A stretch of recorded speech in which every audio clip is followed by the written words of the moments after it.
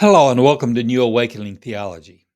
In this video, we will talk about Christ's commandment, bringing in the poor. Be sure to hit the like and subscribe buttons so you won't miss any future videos. Okay, reading from Luke chapter 14, verses 12 through 14. He said also to the man who had invited him, "When you give a dinner or a banquet, do not invite your friends or your brothers or your relatives or rich neighbors, lest they also invite you in return and you be repaid. But when you give a feast, invite the poor, the crippled, the lame, the blind, and you will be blessed because they cannot repay you, for you will be repaid at the resurrection of the just." Okay, it was the Sabbath, and Jesus had been invited to the home of a prominent Pharisee for a meal. Of course, the Pharisee had an ulterior motive. He and his friends wanted to observe Jesus. They wanted to see how he behaved on the Sabbath. They wanted to test Jesus to see if they could find a reason to discredit him. Did he follow the Sabbath law or not? Jesus was carefully watched. Jesus healed a man who was suffering from abnormal swelling and asked them if it was lawful to heal on the Sabbath. He asked them if they would save their child or an ox that had fallen in a well on the Sabbath. They did not answer. He then told a parable about seating arrangements at a wedding feast. This is Luke 1:14, 1 through 11. And then we come to Luke 14:12 through 14.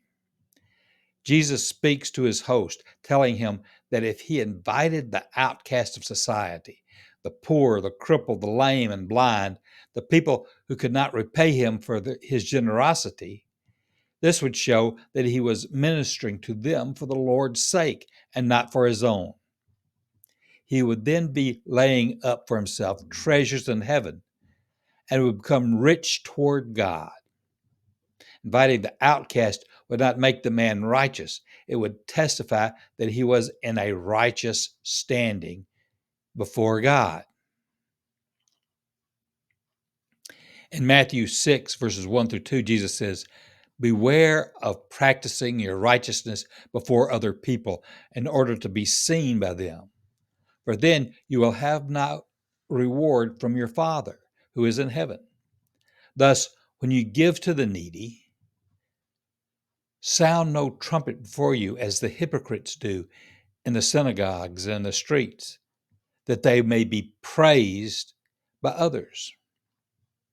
Truly I say to you, they have received the reward."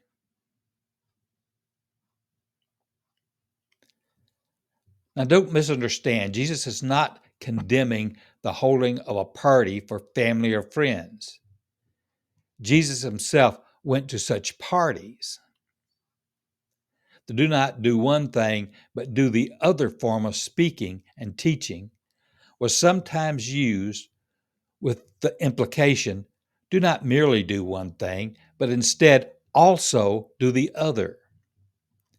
Jesus is condemning the attitude of people who do good mainly for the sake of an earthly reward. On the other hand, he's not saying that we should do good just to better our chance for a heavenly reward either.